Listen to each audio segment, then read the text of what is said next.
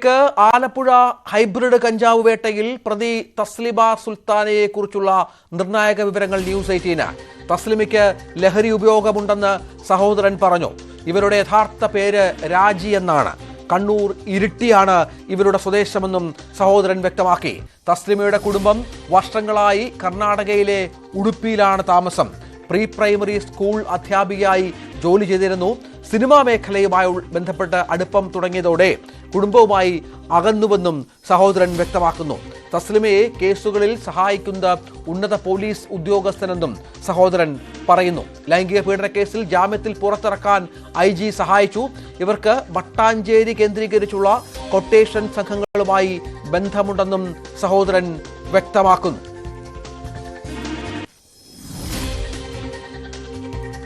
തസ്ലിമയുടെ പേര് രാജി എന്നാണോ?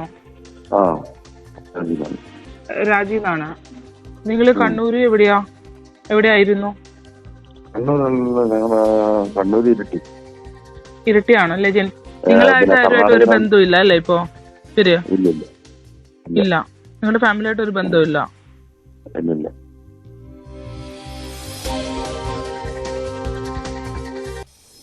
തസ്ലിമയുടെ യഥാർത്ഥ പേര് രാജി എന്നാണ്. സ്വദേശം കണ്ണൂർ ഇരിട്ടിയാണ്. പക്ഷേ വർഷങ്ങളായി ഉടുപ്പിയിലാണ് ഇവർ താമസം. ഈ ഉടുപ്പിയിൽ ഇവർക്ക് ഈ കുടുംബവുമായി ഇവർ തെറ്റാനുള്ള പ്രധാനപ്പെട്ട കാരണം ഈ സിനിമാ മേഖലയുമായുള്ളവർക്കുള്ള ബന്ധവും തുടർന്നുണ്ടായ ഈ കഞ്ചാവ് കേസുകളിലുള്ള പങ്കാളിത്തവും സിനിമാ മേഖലയിലെ അവിശുദ്ധ കൂട്ടുകെട്ടുകളും മറ്റുമാണ്. തുടർന്ന് കുടുംബവുമായി അകന്നിട്ട് ഈ പറഞ്ഞ ഇപ്പോൾ അറസ്റ്റിലായ ഭർത്താവിനൊപ്പം താജുദ്ദീനൊപ്പം ഇവർ അവിടെ താമസമായിരുന്നു എന്നുള്ളതാണ്. സുൽത്താനൊപ്പം ഇവർ ഉടുപ്പിയിൽ താമസമാക്കി എന്നുള്ളതാണ്. ഇലക്ട്രോണിക് ഷോപ്പാണ് ഈ സുൽത്താൻ നടത്തിയിരുന്നത് എന്നാണ് വ്യക്തമാകുന്നത്. ഇതിന്റെ മറവിൽ സ്മഗ്ലിംഗും മറ്റുമായിരുന്നു ഇവരുടെ പരിപാടി. മലേഷ്യയിലും സിംഗപ്പൂരിലും മറ്റും ഇവർ സ്ഥിരമായി ഈ സുൽത്താൻ പോയി വരുന്ന ആൾ കൂടിയാണ്. ചെന്നൈയിലാണ് ഇയാൾക്ക് സ്വന്തമായി ഒരു ഇലക്ട്രോണിക് ഷോപ്പ് ഉള്ളത് എന്നുള്ളതാണ്. ഇപ്പോൾ ഇയാളെ പിടിച്ചിരിക്കുന്നത് തമിഴ്നാട് ആന്ധ്ര ബോർഡറിലെ എണ്ണൂരിൽ നിന്ന് ഇയാൾ പിടിയിലായി എന്ന വളരെ പ്രധാനപ്പെട്ട വിവരം കൂടി ഈ ഘട്ടത്തിൽ നൽകാനുണ്ട്. മലേഷ്യയിലും സിംഗപ്പൂരിലും സ്ഥിരമായി ഇയാൾ പോയി വരാറുണ്ട് എന്നുള്ളതാണ് ഏറ്റവും പ്രധാനപ്പെട്ട കാര്യം. ശരണ്യ സ്നേഹജൻ ഏറ്റവും പുതിയ വിവരങ്ങളുമായി ചേരുന്നുണ്ട്. നാർക്കോട്ടിക് CI അടക്കമുള്ള സംഘമാണ് ഇയാളെ പിടികൂടിയത് എന്നുള്ളതാണ്. എക്സൈസ് കമ്മീഷണറും നാർക്കോട്ടിക് സ്പെഷ്യൽ സ്ക്വാഡ് CIയും അടക്കമുള്ള സംഘം ഇയാളെ പിടികൂടിയായിരുന്നു എന്നാണ് മനസ്സിലാകുന്നത്. ശരണ്യ, ഈ തസ്ലിമയുടെ അറസ്റ്റിനെ തുടർന്ന് എക്സൈസ് സംഘം നടത്തുന്ന അന്വേഷണം അത് ഒരു വ്യാപകമായ കണ്ടെത്തലിലേക്ക് മാറുന്നു. അതായത് ഉന്നത ബന്ധങ്ങളുണ്ട്. മറ്റൊന്ന് ഈ പറഞ്ഞതുപോലെ ഇലക്ട്രോണിക് ഷോപ്പിന്റെ മറവിലുള്ള വ്യാപകമായ സ്മഗ്ലിംഗ് ഉണ്ട്. ഒരുപക്ഷെ അതിന്റെ ഭാഗമായിട്ടായിരിക്കാം ഈ കഞ്ചാവും മറ്റും മലേഷ്യയിൽ നിന്ന് മറ്റും എത്തിക്കുന്നത് എന്നുള്ളത്. അങ്ങനെ ഞെട്ടിപ്പിക്കുന്ന പുതിയ വിവരങ്ങളാണോ നൽകാനുള്ളത്?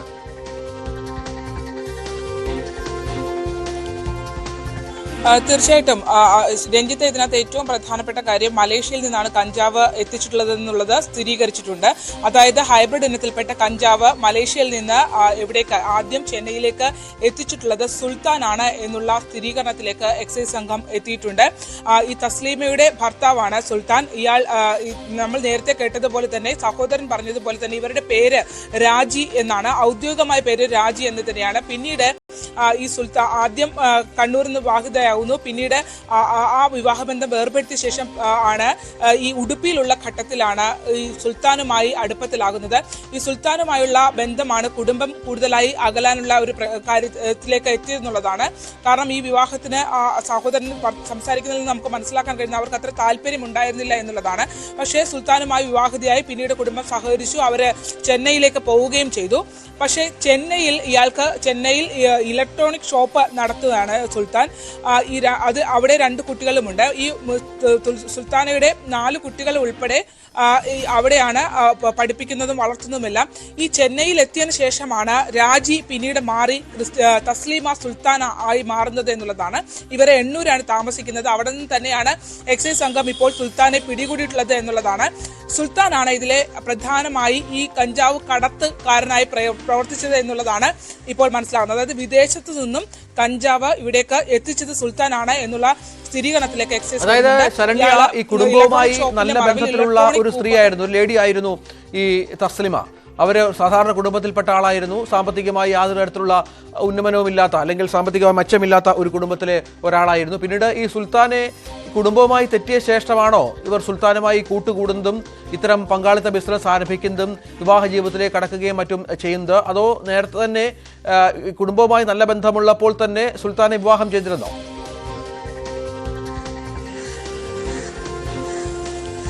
ഇവര് ഈ ഉടുപ്പി കേന്ദ്രീകരിച്ചുള്ള ഒരു കാർഷിക കുടുംബമാണ്. അത്യാവശ്യം സ്ഥലവും കാര്യങ്ങളും ഒക്കെ ഉള്ള, കൃഷിയിടങ്ങളൊക്കെ ഉള്ള ഒരു സാധാരണ കുടുംബമാണ്. അത്ര ഉന്നമനം ഉള്ള അല്ലെങ്കിൽ സാമ്പത്തികമായി ഒരുപാട് മുന്നോട്ട് നിൽക്കുന്ന കുടുംബമൊന്നുമല്ല. അവിടെ കൃഷി ചെയ്ത് ജീവിക്കുന്ന സാധാരണ കുടുംബമാണ്. ഇവർ കണ്ണൂരിൽ നിന്നും പിന്നീട് ഉടുപ്പിയിലേക്ക് മാറിയതിനു ശേഷം അവിടെ ഇവരുടെ അച്ഛൻ കൃഷി ചെയ്താണ് അവിടെ കാര്യങ്ങൾ ചെയ്തുകൊണ്ടിരുന്നത്. ആ സമയത്ത് തന്നെ നമ്മൾ കഴിഞ്ഞ ദിവസങ്ങളിൽ കണ്ട മഹിമ മധു എന്നൊരു ഐഡന്റിറ്റി ാണ് തസ്ലിമ കർണാടകയിൽ പലയിടത്തും ഉപയോഗിച്ചതും ഇവിടെ ആലപ്പുഴയിൽ കാർ എടുക്കാൻ ഉപയോഗിച്ചതും എറണാകുളത്ത് കാർ എടുക്കാൻ അവരെ സമീപിക്കുമ്പോഴും വാടക കാർ എടുക്കുമ്പോഴും നൽകിയ ഐഡന്റിറ്റി മഹിമയാണ് എന്ന് പറഞ്ഞാണ് ഇവർ കാർ എടുക്കുകയും ചെയ്തത്. അത്തരത്തിൽ ഈ മഹിമ എന്ന് പറയുന്ന ആളുമായി അടുത്ത ബന്ധം പുലർത്തി എന്നുള്ളതാണ് എക്സൈസ് ഉദ്യോഗസ്ഥർ വ്യക്തമാക്കുന്നത്. അവിടെ അവർക്ക് വിദ്യാഭ്യാസ സ്ഥാപനങ്ങളാണ്. ഈ വിദ്യാഭ്യാസ സ്ഥാപനങ്ങളുമായി ബന്ധപ്പെട്ട് ഈ തസ്ലീമ പ്രവർത്തിച്ചു വന്നിരുന്നു എന്നുള്ള വിവരം നമുക്ക് ലഭ്യമാകുന്നുണ്ട്. അത് എക്സൈസിൽ നിന്ന് നമുക്ക് ലഭ്യമാകുന്നുണ്ട്. അത്തരത്തിൽ അങ്ങനെ പ്രീ പ്രൈമറി അധ്യാപനം ഉൾപ്പെടെയുള്ള കാര്യങ്ങൾ ചെയ്തു വരുന്നതിനിടയിലാണ് സുൽത്താനുമായുള്ള ബന്ധം ഉണ്ടാകുന്നത്. അവിടെയാണ് ഇവരുമായി ഫാമിലി അധികമായി തെറ്റി തുടങ്ങുന്നത് എന്നുള്ളതാണ് നമുക്ക് മനസ്സിലാക്കാൻ കഴിയുന്നത്. എങ്കിൽ പോലും അവർ ആ വിവാഹത്തിന് സമ്മതിച്ചു, വിവാഹം നടന്നു. അതിനുശേഷം പിന്നീട് എണ്ണൂറിലേക്ക് പോവുകയും ചെയ്തു. കുടുംബവുമായി പൂർണ്ണമായി തെറ്റുന്നത് ഇവർ ചെന്നൈയിലേക്ക് എത്തിയ ശേഷം ഈ എറണാകുളം കേന്ദ്രീകരിച്ച് ക്രിസ്റ്റീന റെസിഡൻസി എന്ന സ്ഥാപനം തുടങ്ങി. ആ സ്ഥാപനത്തിന്റെ മറവിൽ മറ്റ് ചില ലക്ഷ്യങ്ങൾ ഉണ്ടായിരുന്നു എന്നുള്ളത് സഹോദരൻ തന്നെ തുറന്ന് സമ്മതിക്കുന്നു. ഇതിന്റെ പേരിൽ സഹോദരനുമായി വലിയ വഴക്കുകൾ ഈ തസ്ലീമയുമായി ബന്ധപ്പെട്ട് നടന്നിട്ടുണ്ട്. ഒപ്പം തന്നെ സഹോദരനും കുടുംബവും ഇതിനെ പൂർണ്ണമായി എതിർത്തിരുന്നു എന്നുള്ളതാണ്. അങ്ങനെ വലിയ വഴക്കുകൾ നടക്കുന്ന ഘട്ടത്തിൽ ഒരു പ്രാവശ്യം ഇവിടെ ഉടുപ്പിയിൽ വെച്ച് ഇവരുമായി വലിയ തർക്കമുണ്ടായി. അത് ഒരു കയ്യേറ്റത്തിലേക്ക് പോയി. ആ ഘട്ടത്തിലും ഈ തസ്ലീമയ്ക്ക് വാഹനം ഓടിച്ചു പോകാൻ കഴിയാത്തൊരു സാഹചര്യം ഉണ്ടായപ്പോൾ മംഗലാപുരത്ത് നിന്ന് ആളെത്തി എന്നുള്ളതാണ്, നിമിഷങ്ങൾക്കുള്ളിൽ ആളെത്തി എന്നുള്ളതാണ് സഹോദരൻ പറയുന്നത്. അന്ന് താൻ എതിർത്തതിനെ തുടർന്ന് തനിക്ക് കൊട്ടേഷൻ അവർ കൊടുത്തിരുന്നു എന്നുള്ള കാര്യവും ഈ സഹോദരൻ വ്യക്തമാക്കുകയും ചെയ്യുന്നുണ്ട്. അത്തരത്തിൽ അന്ന് തൊട്ട് നിഗൂഢ ബന്ധങ്ങൾ ഉണ്ട് എന്നുള്ളത് അവർ സ്ഥിരീകരിക്കുന്നു. സിനിമാ മേഖലയിലേക്ക് പോയതിന് സഹോദരന് യാതൊരുവിധ താല്പര്യവുമില്ലായിരുന്നു. അതേ തുടർന്ന് ഇരുവരും തമ്മിൽ എപ്പോഴും ഈ സംഭവങ്ങളുമായി ബന്ധപ്പെട്ട് തർക്കങ്ങൾ ഉണ്ടായിരുന്നു എന്നുള്ളതാണ്. ഇവർക്ക് 5 ഭാഷ അറിയാമെന്നുള്ളത് അവരും സ്ഥിരീകരിക്കുന്നുണ്ട്.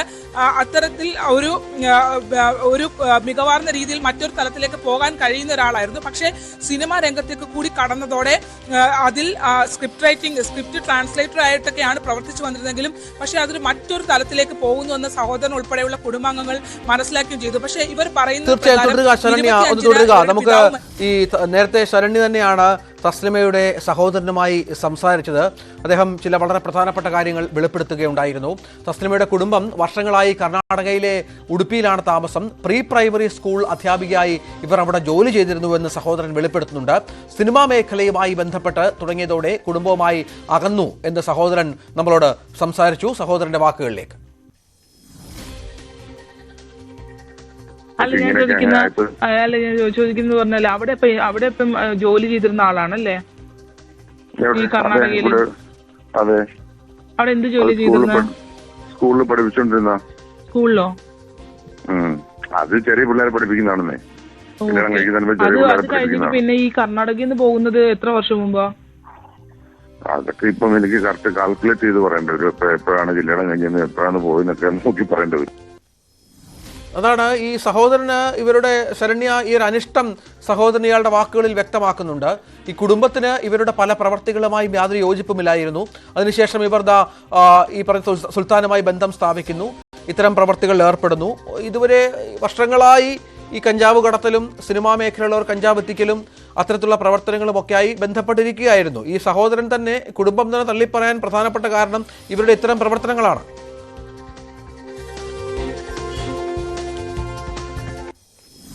തീർച്ചയായിട്ടും അത് ഈ സഹോദരന്റെ വാക്കുകളിൽ നിന്ന് തന്നെ അനിഷ്ടം പ്രകടമാണ്. അതായത് അവരും ഒരു പെട്ടുപോയ അവസ്ഥയിലാണെന്നാണ് കുടുംബാംഗങ്ങൾ പറയുന്നത്. കാരണം ഇപ്പോൾ ഇവർ നിരന്തരം ഇത്തരം പ്രശ്നങ്ങളിലേക്ക് അകപ്പെടുകയും അത് മൊത്തത്തിലുള്ള കുടുംബാംഗങ്ങളെ കൂടി ബാധിക്കുന്ന രീതിയിലേക്ക് കാര്യങ്ങൾ എത്തി എന്നുള്ളതുമാണ് അദ്ദേഹം നമ്മളോട് വ്യക്തമാക്കിയത്. മാത്രമല്ല ഈ സുൽത്താന് വിവാഹം കഴിഞ്ഞു പോയതിനു ശേഷം പിന്നീട് കുടുംബവുമായി വലിയ അടുപ്പം പുലർത്തിയിരുന്നില്ല എന്നുള്ളതാണ് അദ്ദേഹം പറയുന്നത്. പക്ഷേ അതിൽ 2 കുട്ടികളുണ്ട്. കുട്ടികളും ഒക്കെ ഇവരും കുടുംബവും ഒക്കെ ആയിട്ട് ഇവർ ചെന്നൈയിൽ തന്നെയാണ് ഉള്ളത്. പക്ഷേ ഇടയ്ക്കിടയ്ക്ക് ഇവർ സഹോദരനുമായി നേരിട്ട് ബന്ധം പുലർത്തിയിരുന്നില്ലെങ്കിൽ പോലും മറ്റ് സഹോദരങ്ങളുമായി ഇവർ ഫോണിൽ ബന്ധപ്പെടുകയും അമ്മയുമായി ഫോണിൽ ബന്ധപ്പെടുകയും ഒക്കെ ചെയ്യുന്നു. അങ്ങനെ ഒരു കുടുംബ സാഹചര്യം ഒക്കെ അറിയാം. പക്ഷേ ഇവർ പറയുന്നത് ചെന്നൈയിൽ വാടക വീട്ടിലാണ് ഇവർ താമസിക്കുന്നത് എന്നുള്ള കാര്യം വ്യക്തമാക്കുന്നുണ്ട്. ഇവരെ കാരിയേഴ്സ് ആയിട്ടാണ് പ്രവർത്തിക്കുന്നത് എന്നുള്ളതാണ് ഈ സഹോദരൻ വ്യക്തമാക്കുന്നത്. കാരണം ഇവർക്ക് പിന്നിൽ വലിയ ഏതോ സ്രോതസ്സുണ്ട്. കാരണം ഇവരുടെ ജീവിത സാഹചര്യം വെച്ച് പരിശോധിക്കുകയാണെങ്കിൽ ഇവർക്ക് ഈ പറയുന്ന 2 കോടി രൂപയുടെ കഞ്ചാവ് വാങ്ങി അത് വിൽപ്പന നടത്താനും മാത്രമുള്ള ഒരു സാമ്പത്തിക സ്രോതസ്, അല്ലെങ്കിൽ അത് ഇപ്പോൾ ഈ പറഞ്ഞ 5 ലക്ഷം രൂപ പോലും മുടക്കാൻ കഴിയുന്ന ഒരു സാമ്പത്തിക സ്രോതസ് ഇല്ല എന്നുള്ള പ്രധാനപ്പെട്ട കാര്യവും ഈ സഹോദരൻ പറയുന്നു. മാത്രമല്ല അവർ ആവശ്യപ്പെടുന്നത് ഇതിനകത്തൊരു ഉന്നതതല അന്വേഷണം നടക്കണം എന്നുള്ളതാണ്. തസ്ലീമയോ അല്ലെങ്കിൽ സുൽത്താനിലോ മാത്രമായി ഒതുങ്ങേണ്ട കേസല്ല, അതിനപ്പുറത്തേക്ക് ഉന്നത ബന്ധങ്ങൾ ഇതിനകത്തുണ്ട് എന്നുള്ളത് തന്നെയാണ് അവർ പറയുന്നത്. അത്തരത്തിൽ ഇവർ കാരിയേഴ്സ് മാത്രമാണ്. ആലപ്പുഴയിൽ ഇവർ ആർക്ക് നൽകാനായി ഇത്രയും വില കൂടി കഞ്ചാവ് ആർക്ക് നൽകാനായി ഇവർ എത്തി എന്നുള്ളത് എക്സൈസ് സംഘം വിശദീകരിക്കണം. അന്വേഷണ സംഘം അത് പറയേണ്ടതുണ്ട് എന്നുള്ളതാണ് അവർ വ്യക്തമാക്കുന്നത്. മാത്രമല്ല ഇപ്പോൾ നമുക്ക് ലഭ്യമാകുന്ന വിവരപ്രകാരം സുൽത്താനാണ് മലേഷ്യയിൽ നിന്ന് ഇത് കൊണ്ടുവന്നത് എന്നുള്ളത് പറയുന്നുണ്ട്. പക്ഷെ അത്രയും പണം നൽകി വാങ്ങാനുള്ള ഒരു സാമ്പത്തിക ശേഷി ഇവരില്ല. ഇവരെ ചിലർ ഉപയോഗിക്കുന്നുണ്ട്. ആ ഉപയോഗിക്കുന്ന ആളുകൾ ഉന്നതരാണ്. അവരെ പുറത്തു കൊണ്ടുവരുന്നതിന് വേണ്ടിയുള്ള ശ്രമം ഉണ്ടാകത്തില്ല. ഈ കേസ് ആ രീതിയിൽ തേഞ്ഞു മാഞ്ഞു പോവുകയുള്ളൂ എന്നുള്ളതാണ്. അതായത് ഈ ഒരു ഐജിയുടെ കാര്യമൊക്കെ സഹോദരൻ തന്റെ ഈ സന്നിയുമായി സംസാരിക്കുമ്പോൾ പറയുന്നുണ്ട്. ഐജിയുമായി ബന്ധമുണ്ടായിരുന്നു. ഉന്നത പോലീസ് ഉദ്യോഗസ്ഥരിൽ പലരുമായി ഇവർ അടുപ്പം പുലർത്തിയിരുന്നു. പല കേസുകളിൽ നിന്നും രക്ഷിച്ചിട്ടുണ്ട്. അങ്ങനെ ഈ പോലീസിന്റെ ഉന്നത തലങ്ങളിലേക്ക് കൂടി നമ്മുടെ അന്വേഷണം കടക്കുകയാണ്. ഇതൊക്കെ ഒരു സ്വാഭാവികമായും ഈ ചോദ്യം ചെയ്ത വേളയിലൊക്കെ വളരെ കൃത്യമായ ഡിജിറ്റൽ തെളിവുകൾ അടക്കം അന്വേഷണ ഉദ്യോഗസ്ഥർക്ക് ഇതിനകം ലഭിച്ചിരിക്കാനും സാധ്യതയുണ്ട്. പക്ഷേ ആ തലത്തിലേക്കൊക്കെ അന്വേഷണം കടക്കണം. അതാണ് വേണ്ടത്, അല്ലേ? ഇതുവരെയുള്ള ഈ സഹോദരന്റെ വെളിപ്പെടുത്തലനുസരിച്ച് വലിയ ബന്ധങ്ങളുള്ള ഒരു സ്ത്രീയാണ് തസ്ലിമ. അവർ ഒറ്റയ്ക്കല്ല, സാധാരണക്കാരിയായ ഒരു സ്ത്രീ ഇത്ര വലിയ ഒരു ക്രിമിനൽ റാക്കറ്റിന്റെ ഭാഗമാവുകയും അത് ഹൈബ്രിഡ് കഞ്ചാവ് വരെയുള്ള സംഭവങ്ങളിലേക്ക് കടക്കുകയും ഒക്കെ ചെയ്യണമെങ്കിൽ സ്വാഭാവികമായും അവർക്ക് ബന്ധങ്ങൾ വേണം. അത് സ്ഥിരീകരിക്കുകയാണ് സഹോദരന്റെ വാക്കുകൾ.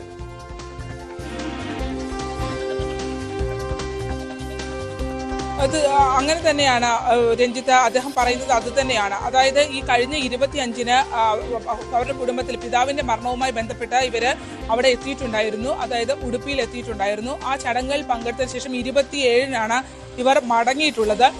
27-ന് ആ ഘട്ടത്തിൽ അവിടേക്ക് ചെന്നൈയിൽ അന്ന് ഉടുപ്പിയിൽ എത്തുന്ന ഘട്ടത്തിൽ തന്നെ ഇവർ ലഹരി ഉപയോഗിക്കുന്നുണ്ട് എന്നുള്ള കാര്യം അദ്ദേഹത്തിന് സംശയം തോന്നിയിരുന്നു എന്ന് അദ്ദേഹം പറഞ്ഞു. ആ രീതിയിൽ ഓരോ സമയത്തും ഓരോ രീതിയിലാണ് ഇവരുടെ പെരുമാറ്റം മാറിക്കൊണ്ടിരുന്നത് എന്നുള്ളതാണ്. ലഹരി ഉപയോഗമുണ്ട് എന്നുള്ള കാര്യം അദ്ദേഹം, അത് രാസലഹരി അടക്കമുള്ള ലഹരി ഉപയോഗമുണ്ട് എന്നുള്ളത് തസ്ലിമയ്ക്കുണ്ട് എന്നുള്ളത് സ്ഥിരീകരിക്കുകയും ചെയ്യുന്നുണ്ട്. മാത്രമല്ല ഇവിടെ ആലപ്പുഴയിലേക്ക് വരുമ്പോൾ 2 കുട്ടികൾ ഉൾപ്പെടെ ഇവരോടൊപ്പം ഉണ്ടായിരുന്നു എന്നുള്ളതാണ്. അതായത് ഇവരുടെ മക്കളെ ഉൾപ്പെടെ കൊണ്ടുവന്നിട്ടാണ് ഇവര് അതിന്റെ മറവിലാണ് ഇത്തരമൊരു ഹൈബ്രിഡ് കഞ്ചാവ് കടത്തുന്നതിനായി ഇവർ ആലപ്പുഴയിലേക്ക് വന്നത്. ഇവിടുന്ന് 27-ന് അവിടെ നിന്ന് പോയ സുൽത്താൻ അതിനുശേഷം മലേഷ്യയിലേക്ക് പോയിട്ടുണ്ടോ എന്നുള്ളത്. കാരണം ഇവിടെ പിടിയിലാകുന്നത് 1-ാം തീയതി രാത്രിയാണ് ഇവരെ അറസ്റ്റിലാകുന്നത്. അതിന് മുൻപുള്ള ഒരു ഇടവേളയിലായിരിക്കണം ഒരുപക്ഷെ മലേഷ്യയിൽ പോയി ഇത് വാങ്ങിയിട്ടുള്ളതെന്നാണ്. പക്ഷെ കുടുംബത്തിന്റെ മുന്നിൽ, അതായത് പിതാവ് രോഗാവസ്ഥയിൽ കിടക്കുന്ന ഘട്ടത്തിൽ പോലും പണം നൽകാനോ സഹായിക്കാനോ കഴിയാത്ത വിധം സാമ്പത്തിക പ്രതിസന്ധിയാണ് എന്നുള്ളതാണ് ഇവർ കുടുംബത്തെ ഉൾപ്പെടെ അറിയിച്ചിരുന്നത് എന്നുള്ളതാണ്. ഇതുവരെ ചെന്നൈയിൽ ഒരു സ്വന്തമായ ഒരു വീടോ മറ്റ് സംഭവങ്ങളോ ഇല്ല. എറണാകുളത്തും സ്വന്തമായ വീടില്ല. ഇവർക്ക് അത്തരത്തിലുള്ള മറ്റ് സ്വത്തുക്കളോ ഒന്നുമില്ല ആണ് പറയുന്നത്. അതുകൊണ്ട് തന്നെയാണ് സഹോദരൻ ഉറപ്പിച്ചു പറയുന്നത് ഇവർക്ക് പിന്നിൽ വമ്പൻ റാക്കറ്റ് ണ്ട്. ഇവരെ ഉപയോഗിച്ചുകൊണ്ടിരിക്കുകയാണ്. അതിൽ തന്നെ അത് ആ തലപ്പത്ത് മുതലുള്ള അന്വേഷണം വേണം എന്നുള്ളതാണ് അദ്ദേഹം പറയുന്നത്. ഈ തസ്ലീമയുടെ നിലവിലെ സാമ്പത്തിക സ്ഥിതി വെച്ചിട്ട് അത്തരത്തിൽ ഈ ഒരു ഡീലിംഗ് ഈ ഒരു സ്മഗ്ലർ എന്നുള്ള രീതിയിലേക്ക് മാറത്തക്ക രീതിയിൽ ഇത് വാങ്ങി വിൽക്കാനുള്ള അല്ലെങ്കിൽ അത്തരത്തിലുള്ള ഒരു സാമ്പത്തിക ശേഷി ഇവർക്കില്ല എന്ന് ഉറപ്പിച്ച ആ കുടുംബം വ്യക്തമാക്കുകയും ചെയ്യുന്നു. കടുത്ത വിയോജിപ്പ്, ഇവരുടെ ഈ പ്രവർത്തനങ്ങളിൽ കടുത്ത വിയോജിപ്പോട് സിനിമാ മേഖലയിലേക്ക് പോയതിനു ശേഷമാണ് ഇത്രയധികം കേസുകളിലേക്ക് പോയത്. ഈ ക്രിസ്റ്റീന റെസിഡൻസിയെ സംബന്ധിച്ച് ഉള്ള പ്രശ്നങ്ങൾ ഉണ്ടായി. അതായത് നമുക്കറിയാം ക്രിസ്റ്റീന റെസിഡൻസി എന്ന് പറയുന്നത് ഈ തസ്ലീമ എന്ന രാജി, ഇവര് ക്രിസ്റ്റീന എന്നുള്ളതാണ് സിനിമാ ലോകത്ത് ഇവർ അറിയപ്പെടുന്ന പേര്. ഇവര് കാക്കനാട് കേന്ദ്രീകരിച്ച് ഒരു വില്ല വാടകയ്ക്കെടുത്ത് ക്രിസ്റ്റീന റെസിഡൻസി എന്ന പേരിൽ ഉപയോഗിച്ചിരുന്നു. അവിടെ സിനിമാ മോഹവുമായി എത്തിയ ഒരു യുവതിയെ, മോഡലിനെ കെട്ടിയിട്ട് 3 ദിവസം പീഡിപ്പിച്ച, ലൈംഗിക പീഡനത്തിന് വിധേയാക്കിയ കേസിലെ മുഖ്യപ്രതിയാണ്. ആ സംഭവത്തിന് വേണ്ടിയുള്ള എല്ലാ ആസൂത്രണവും ചെയ്തു കൊടുത്തത് ഇവരാണ് എന്നുള്ളതാണ് അന്ന് പുറത്തു വന്നിരുന്നത്. പക്ഷെ അവർ ആ കേസിൽ ജാമ്യം നേടി പുറത്തു വന്നു. അത് ഈ വിഷയത്തെ സംബന്ധിച്ച് കുടുംബാംഗങ്ങളിൽ ഒരാൾ വിളിച്ച് ഇവരോട് ചോദിച്ചപ്പോൾ തനിക്ക് അതിനകത്ത് മറ്റു ബന്ധങ്ങളൊന്നും ഇല്ല എന്നുള്ളതാണ് ഇവർ പറഞ്ഞത്. പിന്നെ അത് സ്ഥിരീകരിക്കണമെങ്കിൽ IG-യെ വിളിച്ച് ഞാൻ നൽകാം, IG-യുടെ നമ്പർ വേണമെങ്കിൽ വിളിക്കാം, വിളിച്ച് ഫോണിൽ തരണമെങ്കിൽ ഫോണിൽ വിളിച്ച് നിങ്ങൾ സംസാരിച്ച് നിങ്ങൾ അത് മനസ്സിലാക്കിക്കോളൂ എന്നുള്ള രീതിയിൽ ഉന്നത പോലീസ് ഉദ്യോഗസ്ഥരുമായി അടുത്ത ബന്ധമുണ്ട് എന്നുള്ളതാണ് ഇവരുടെ സഹോദരൻ വ്യക്തമാക്കുന്നത്. കേരളത്തിലെ ഉന്നത പോലീസ് ഉദ്യോഗസ്ഥരുമായി അത്തരത്തിലൊരു ബന്ധത്തിന്റെ അടിസ്ഥാനത്തിലാണ് സഹായത്തിന്റെ അടിസ്ഥാനത്തിലാണ് ഇവര് ഓരോ ഇടങ്ങളിൽ നിന്നും രക്ഷപ്പെട്ടു പോകുന്നത് എന്നുള്ളതാണ്. അതായത് ഈ സുൽത്താൻ എന്ന ഇവരുടെ ഭർത്താവിന്റെ അറസ്റ്റ് ഇതിപ്പോൾ വളരെ പ്രധാനപ്പെട്ടതാണല്ലോ. നമ്മുടെ പോലീസ് ഉദ്യോഗസ്ഥർ, നമ്മുടെ എക്സൈസ് ഉദ്യോഗസ്ഥർ വളരെ വിദഗ്ധമായി തന്നെ ഈ സുൽത്താനെ കുടുക്കിയിട്ടുണ്ട്. അതിൽ വളരെ പ്രധാനപ്പെട്ട കാര്യം എന്ന് പറയുന്നത് ഇയാൾ അറസ്റ്റിലാകുന്നത് തമിഴ്നാട് ആന്ധ്ര ബോർഡറിലെ എണ്ണൂരിൽ നിന്നാണ്. ഈ സുൽത്താന്റെ അറസ്റ്റ് വലിയ നിർണായകമായ ഒരു ഘട്ടമാണ് ഈ അന്വേഷണത്തിൽ. ഇതുവരെ തസ്ലിമയായിരുന്നു ഈ കേസിൽ വളരെ പ്രധാനപ്പെട്ട ഒരു കണ്ണിയായി എക്സൈസ് സംഘത്തിൽ ലഭിച്ചിരുന്നത് എങ്കിൽ സുൽത്താൻ കൂടി അറസ്റ്റിലാകുമ്പോൾ സ്വാഭാവികമായി തസ്ലിമ മാത്രമായിരിക്കില്ല, സുൽത്താൻ കാരിയറായി ഇവരെ ഉപയോഗിച്ചുവെങ്കിൽ, ഈ സഹോദരൻ പറയുന്നത് പോലെ കഞ്ചാവ് കടത്താനുള്ള കാരിയറായി തസ്ലിമയെ ഉപയോഗിച്ചിരുന്നുവെങ്കിൽ മറ്റുള്ള നിരവധി ആളുകളിലേക്കും ഈ അന്വേഷണം എത്തിയേക്കാം. സുൽത്താന്റെ പങ്കാളിത്തം വളരെ വ്യക്തമായി തന്നെ തസ്ലിമയുടെ മൊഴിയിൽ നിന്ന് എക്സൈസ് സംഘത്തിന് വ്യക്തമായതിന്റെ അടിസ്ഥാനത്തിലാണോ ഇത്തരത്തിൽ അന്വേഷണത്തിലേക്കും അറസ്റ്റിലേക്കും എത്തിയത്?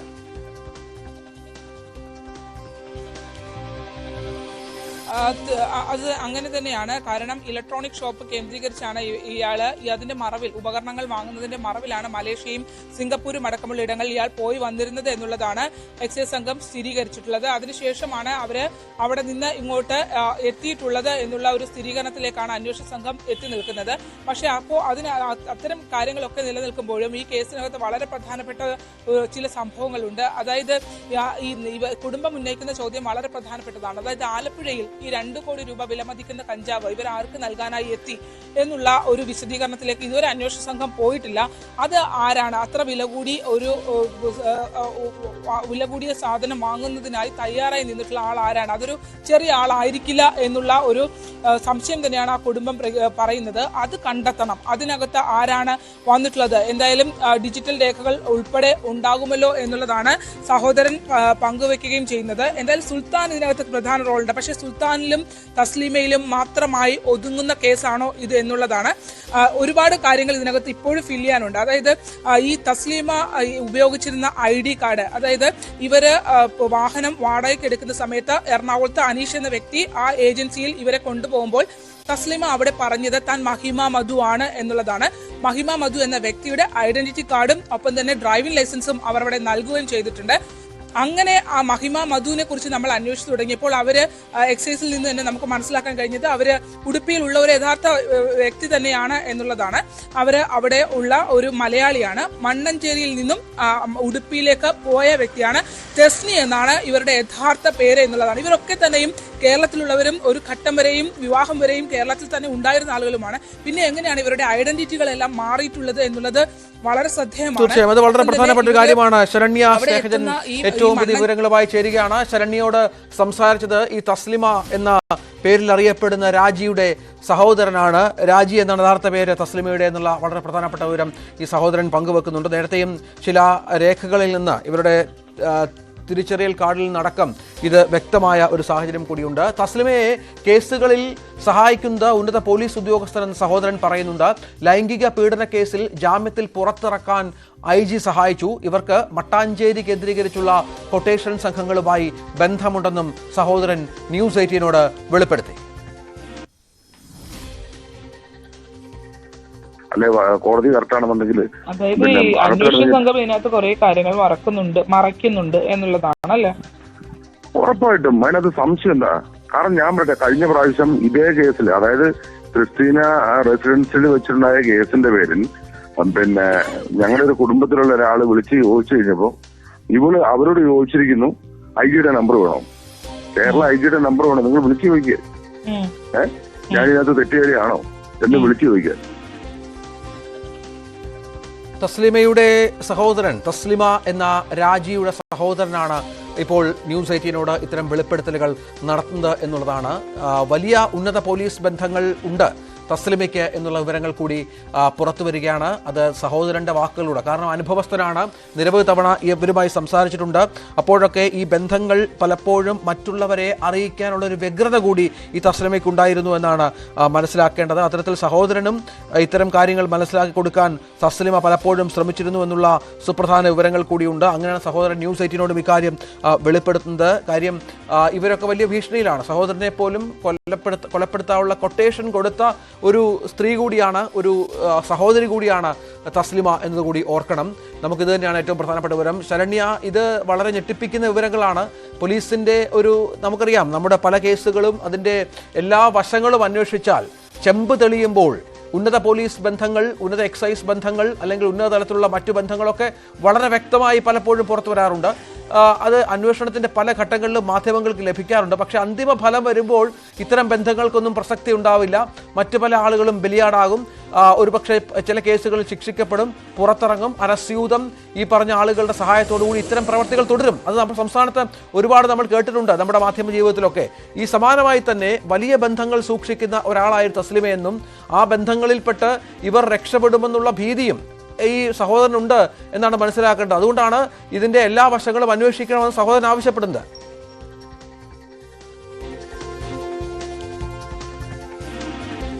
അതെ, ആ കുട്ടികളെ കുറിച്ചൊക്കെ നല്ല ആശങ്ക അദ്ദേഹത്തിനുണ്ട് എന്നുള്ളതാണ്. അതായത് ഇവര് കാരിയറായി കുട്ടികളെ ഉപയോഗിച്ചിരുന്നു എന്നുള്ള കാര്യം വ്യക്തമാക്കുമ്പോൾ, അതായത് ഈ സംഭവം നടന്നതിന് ശേഷം അദ്ദേഹം തസ്ലീമയുടെ ഭർത്താവ് സുൽത്താനുമായി ബന്ധപ്പെട്ടിരുന്നു. അപ്പോൾ ആദ്യം അദ്ദേഹം ചോദിച്ചത് കുട്ടികൾ അവിടെ ഉണ്ടായിരുന്നു എന്നുള്ളതാണ്. ന്യൂസ് 18ന്റെ വാർത്ത കണ്ടിട്ട് തന്നെയാണ് അദ്ദേഹം വിളിച്ചു ചോദിച്ചതെന്നാണ് അദ്ദേഹം നമ്മളോട് പറഞ്ഞത്. അങ്ങനെ ഈ നമ്മളുടെ വാർത്തയുടെ ലിങ്ക് ഉൾപ്പെടെ ഇദ്ദേഹത്തിന് അയച്ചു കൊടുക്കുകയും ചെയ്തു എന്നുള്ളത് അദ്ദേഹം വ്യക്തമാക്കി. നമ്മൾ വിളിക്കുന്ന ഘട്ടത്തിൽ പോലും അദ്ദേഹം നമ്മളെ ഈ സഹോദരൻ നമ്മളെ തിരിച്ചറിയുന്നുണ്ടായിരുന്നു എന്നുള്ളതാണ്. അപ്പോൾ അദ്ദേഹം ഈ ലിങ്ക് അയച്ചു കൊടുത്തതിന് ശേഷം ഇയാൾ ആദ്യം സുൽത്താനുമായി സംസാരിക്കുമ്പോൾ പറഞ്ഞത് കുട്ടികൾ പോയിട്ടില്ല, തനിക്കും ഇത് സംബന്ധിച്ച് യാതൊന്നും അറിയില്ല എന്നുള്ള മറുപടിയാണ് സുൽത്താൻ നൽകിയത് എന്നുള്ളതാണ്. അതിനുശേഷം ന്യൂസ് 18ന്റെ വാർത്തയുടെ ലിങ്ക് അയാൾക്ക് അയച്ചു നൽകി. നമ്മളുടെ ദൃശ്യങ്ങൾ സഹിതം ഈ സുൽത്താൻ അയച്ചു നൽകിയ ഘട്ടത്തിൽ പോലും അയാൾ കുട്ടികൾ ഉണ്ടായിരുന്നു എന്നുള്ള കാര്യം ഈ കുടുംബത്തോട് സ്ഥിരീകരിച്ചിരുന്നില്ല. ഈ സഹോദരൻ നമ്മളോട് ചോദിച്ചാണ് ഇവരോടൊപ്പം കുട്ടികൾ ഉണ്ടായിരുന്നു, കുട്ടികൾ എങ്ങനെ സുരക്ഷിത സ്ഥാനത്തേക്ക് മാറി എന്നുള്ളത് അടക്കമുള്ള കാര്യങ്ങൾ സഹോദരൻ നമ്മളോട് ചോദിച്ച് പിന്നീട് മനസ്സിലാക്കുകയായിരുന്നു. അദ്ദേഹം ഒരുപാട് കാര്യങ്ങൾ പറയുന്നുണ്ടായിരുന്നു. തുടക്കകാലം മുതൽ ഇവർ നേരിട്ട് വന്നിരുന്ന പ്രതിസന്ധികൾ, ഈ വിദ്യാഭ്യാസ മേഖലയിൽ തന്നെ ഈ തസ്ലീമയും ഉൾപ്പെടെ, പ്രത്യേകിച്ച് ഇവർ ഈ അഡ്മിഷനുമായി ബന്ധപ്പെട്ട് ക്യാൻവാസിങ്ങും കാര്യങ്ങളും ഒക്കെ ആയി അങ്ങനെ കർണാടക കേന്ദ്രീകരിച്ചുള്ള പ്രവർത്തനങ്ങളിൽ നിൽക്കുന്ന ആളുകളാണ്. കൃഷി ബേസ്, അവരുടെ തുടക്കം കൃഷിയായിരുന്നെങ്കിൽ പോലും അങ്ങനെ ജോലി ചെയ്ത് പോകുന്ന വലിയ സാമ്പത്തിക സ്ഥിതിയൊന്നും ഇല്ലാത്ത ആളുകളാണ്. അപ്പോൾ അങ്ങനെ ആ ഒരു മേഖലയിൽ തന്നെ, ഇത്രയും ലാംഗ്വേജ് ഒക്കെ അറിയാവുന്ന ഒരാളെ ആ ഒരു മേഖലയിൽ തന്നെ പ്രവർത്തിപ്പിക്കണമെന്നായിരുന്നു ആഗ്രഹം. പക്ഷേ ഒരു ഘട്ടം കഴിഞ്ഞപ്പോൾ ഇത് കൈവിട്ട് പോകുന്ന ഒരു സാഹചര്യത്തിലേക്ക് പോയി എന്നുള്ളതാണ് അദ്ദേഹം തുറന്ന് സമ്മതിക്കുന്നത്. ഒപ്പം ഈ സുൽത്താൻ ഈ തസ്ലീമ പിടിയിലായെന്ന ഘട്ടത്തിൽ പോലും കുടുംബം ബന്ധപ്പെടുമ്പോൾ കുട്ടികൾ ഉണ്ടായിരുന്നില്ല, തനിക്ക് ഇതിനെ സംബന്ധിച്ച് അറിയില്ല എന്നുള്ള നിലപാടാണ്. പക്ഷേ ഇപ്പോൾ സുൽത്താൻ അറസ്റ്റിലായിരിക്കുന്നു എന്നുള്ളതാണ് വളരെ ശ്രദ്ധേയമായ ഒന്ന്. ഇതിനകത്ത് ഒരു പ്രധാന കണ്ണി, അതായത് സുൽത്താനാണ് എന്നുള്ളതും വ്യക്തമാകുന്നു. സിനിമാ മേഖലയുമായി പ്രവർത്തിച്ചു വരുന്ന ഘട്ടത്തിലാണ് ഈ സുൽത്താനുമായി പരിചയത്തിലൊക്കെ ആകുന്നതും പിന്നീട് ചെന്നൈയിലേക്ക് താമസം മാറ്റുകയും ഒക്കെ ചെയ്യുന്നത് എന്നുള്ളതാണ്. പക്ഷേ രഞ്ജിത്ത്, ഇതിനകത്ത് ഏറ്റവും പ്രധാനപ്പെട്ടത് ഇവർക്ക് മേലിൽ ആളുകൾ ഉണ്ട് എന്നുള്ളതാണ്. ഇതൊരു വലിയ റാക്കറ്റാണ്, ചെറിയ റാക്കറ്റ് അല്ല, വലിയ റാക്കറ്റാണ്. സുൽത്താനോ തസ്ലീമയിലോ ഒതുങ്ങുന്നതല്ല ഇത് എന്നുള്ളതാണ്. അതിനപ്പുറത്തേക്ക് പല ബന്ധങ്ങളുമുണ്ട്. നമുക്കറിയാം, ഇപ്പോൾ ഇവർ ഉപയോഗിച്ച ഐഡന്റിറ്റി മഹിമ എന്നുള്ള ഒരു സ്ത്രീയുടെ ഐഡന്റിറ്റിയാണ് ഉപയോഗിച്ചതെന്ന് എക്സൈസ് പറയുന്നു. ഈ മഹിമ മണ്ണഞ്ചേരിക്കാരിയാണ്. ഒപ്പം തന്നെ ഈ മണ്ണഞ്ചേരിക്കാരെ തെസ്നി എന്ന യുവതിയാണ് ഇവര്. ഒപ്പം തന്നെ ഇവിടെ ഇപ്പോൾ മണ്ണഞ്ചേരിയിൽ ഈ തസ്ലീമയ്ക്കൊപ്പം അറസ്റ്റിലായിരിക്കുന്ന ആൾ മണ്ണഞ്ചേരി സ്വദേശിയായ ഫിറോസ് ആണ് എന്നുള്ളതാണ്. അതായത് ഇതിനകത്ത് തസ്ലീമയെ ഇവിടെ വിൽപ്പനയ്ക്ക് വേണ്ടി സഹായിക്കാനൊക്കെ ചെന്നിരുന്നത് ഇവിടെ ഒരു ഹോട്ടലിൽ ജീവനക്കാരനായി ജോലി ചെയ്തിരുന്ന മണ്ണഞ്ചേരി സ്വദേശി ഈ ഫിറോസ് ആണെന്നുള്ള. അപ്പോൾ ഇതൊക്കെ തമ്മിൽ എന്തൊക്കെയോ കണക്ഷൻസ് ഉണ്ട് എന്നുള്ള കാര്യം അങ്ങനെ ഇല്ലേ എന്നുള്ള സംശയവും ഈ കുടുംബം പ്രകടിപ്പിക്കുകയും ചെയ്യുന്നുണ്ട്. പക്ഷേ അതിനകത്തോട്ടൊക്കെ അന്വേഷണ സംഘം കടന്നിട്ടുണ്ടോ എന്നുള്ളത് വളരെ പ്രധാനപ്പെട്ട ചോദ്യമാണ്. ഒപ്പം തന്നെ സെക്സ് റാക്കറ്റുമായി ബന്ധപ്പെട്ട് കർണാടക കേന്ദ്രീകരിച്ചുള്ള വിദ്യാഭ്യാസ സ്ഥാപനങ്ങളുമായി ബന്ധപ്പെട്ട് സെക്സ് റാക്കറ്റുമായി ബന്ധപ്പെട്ട് ഇവരുടെ പ്രവർത്തനങ്ങൾ ഉണ്ട് എന്ന് സ്ഥിരീകരിക്കുന്നു. പ്രമുഖ നടന് അത്തരത്തിൽ യുവതികളെ എത്തിച്ച് നൽകുന്നതുമായി ബന്ധപ്പെട്ട് ചാറ്റ് ടെക്സ്റ്റസിന് ലഭ്യമായിട്ടുണ്ടെന്ന് അവർ തന്നെ നമ്മളോട് സ്ഥിരീകരിക്കുന്നു. അങ്ങനെ സ്ഥിരീകരിക്കുന്ന ഘട്ടത്തിലും ഇതിൽ മറ്റൊരു തലത്തിൽ പോലീസിന്റെ ലഹരി എന്നുള്ളത് എക്സൈസിന്റെ വിഷയമാണ്. അതിനപ്പുറത്തേക്ക് ഈ സെക്സ് റാക്കറ്റുമായി ബന്ധപ്പെട്ട പ്രവർത്തനങ്ങളിലൊക്കെ, സിനിമാ മേഖലയുമായി ബന്ധപ്പെട്ട പ്രവർത്തനങ്ങളിലൊക്കെ തന്നെ ഇവരുമായി പോലീസ് തലത്തിൽ ഒരു അന്വേഷണം നടക്കുന്നില്ല എന്നുള്ളതുമാണ് ഈ കേസിൽ. അതുതന്നെയാണ് കുടുംബം പറയുന്ന സംശയങ്ങളിൽ നിന്ന് നമുക്ക് മനസ്സിലാക്കാൻ കഴിയുന്നത്. ഇതിന് പിന്നിൽ തുടക്കത്തിലും ഒടുക്കത്തിലും വലിയ ആളുകളുണ്ട്. ആ വലിയ ആളുകളെ പുറത്തു കൊണ്ടുവരില്ല. ഒരുപക്ഷെ തസ്ലീമയിലും സുൽത്താനിലും മാത്രമായി ഈ കേസ് വെളിച്ചം കാണാതെ പോകുമോ എന്നുള്ള ആശങ്ക ആ കുടുംബം പറയുകയും ചെയ്യുന്നുണ്ട്. അവർക്ക് ഇവർ ചെയ്ത പ്രവൃത്തിയിൽ നിന്ന് ഇവരെ രക്ഷപ്പെടണമെന്നോ ഒന്നുമില്ല. പക്ഷേ യഥാർത്ഥ ആളുകളെ കൂടി പിടികൂടണം എന്നുള്ള തീർച്ചയായും അതാണ് സാഹചര്യം. ഏതായാലും വലിയ ഒരു വെളിപ്പെടുത്തൽ തസ്ലിമയുടെ സഹോദരന്റെ ഭാഗത്ത് നിന്ന് ന്യൂസ് 18 ഉണ്ടാകുന്നു. ശരണ്യ സ്നേഹജനോട് സംസാരിക്കുമ്പോഴാണ് തസ്ലിമ എന്ന രാജിയുടെ സഹോദരൻ ഇത്തരം കാര്യങ്ങൾ പറയുന്നത്. അതിൽ വളരെ പ്രധാനപ്പെട്ട കാര്യം ഇവരുടെ പേര് രാജി എന്നാണ്. വർഷങ്ങളായി കുടുംബം ഉടുപ്പിയിൽ താമസിക്കുന്നു. കർണാടകയിൽ ചെറിയ കുട്ടികളെ പഠിപ്പിക്കുന്ന, ഒരുപക്ഷെ പ്രീ പ്രൈമറി സ്കൂളുകളിലൊക്കെ ആയിരിക്കാം, പ്രീ പ്രൈമറി സ്ഥാപനങ്ങളിലെ കുട്ടികളെ പഠിപ്പിക്കുന്ന അധ്യാപികയായിരുന്നു. സിനിമാ മേഖലയുമായി അടുത്ത ബന്ധമുണ്ടായിരുന്നു. ഈ സാധാരണ കുടുംബമാണ്. സാമ്പത്തികമായി അച്ഛനെ ചികിത്സിക്കാൻ പോലും പണം ഇല്ലാതിരുന്ന ഒരു കുടുംബമാണ്. സഹോദരനുമായി അകന്നു. സഹോദരനെ ആക്രമിക്കാൻ കൊട്ടേഷൻ കൊടുത്തു. ലഹരി ഉപയോഗിക്കുന്നു. സിനിമാ ബന്ധങ്ങളുണ്ട് എന്നൊക്കെ മനസ്സിലായപ്പോഴാണ് ഇത്തരം അകറ്റലുകൾ ഉണ്ടായത് എന്നാണ് മനസ്സിലാക്കേണ്ടത്. അത്തരത്തിൽ ഉന്നത പോലീസ് ഉദ്യോഗസ്ഥരുമായി ബന്ധങ്ങൾ സ്ഥാപിക്കുന്നു. കാരിയറായി മാത്രമാണ് ഈ സ്ത്രീ പ്രവർത്തിക്കുന്നത് എന്ന അടക്കമുള്ള വളരെ പ്രധാനപ്പെട്ട കാര്യങ്ങളാണ്. ഏറ്റവും ഒടുവിൽ ലഭിക്കുന്ന വിവരം ഭർത്താവ് സുൽത്താൻ, ഇലക്ട്രിക് കട നടത്തിക്കൊണ്ടിരുന്ന ചെന്നൈ ഇലക്ട്രിക് ഷോപ്പുണ്ടായ സുൽത്താൻ അറസ്റ്റിലാകുന്നു. ഇയാളെ കർണാടക ആന്ധ്ര അതിർത്തിയിൽ നിന്ന് അറസ്റ്റ് ചെയ്യുന്നു എക്സൈസ് സംഘം എന്നുള്ളതാണ്. ഇനിയും ഈ കേസുമായി ബന്ധപ്പെട്ട് ഏറ്റവും പുതിയ വിവരങ്ങൾ പുറത്തു വരുമെന്ന പ്രതീക്ഷയിൽ തന്നെയാണ് എക്സൈസ് സംഘമുള്ളത്. വിവരങ്ങൾ അറിയുകയും വേണം. ഇവരെ സഹായിച്ചവരാരാണ് എന്ന കാര്യത്തിലൊക്കെ ഒരു വ്യക്തത വരികയും വേണം. ശരണ്യ സ്നേഹിതരാണ് ഏറ്റവും പുതിയ വിവരങ്ങൾ പങ്കുവച്ചത്. ഇടവേള.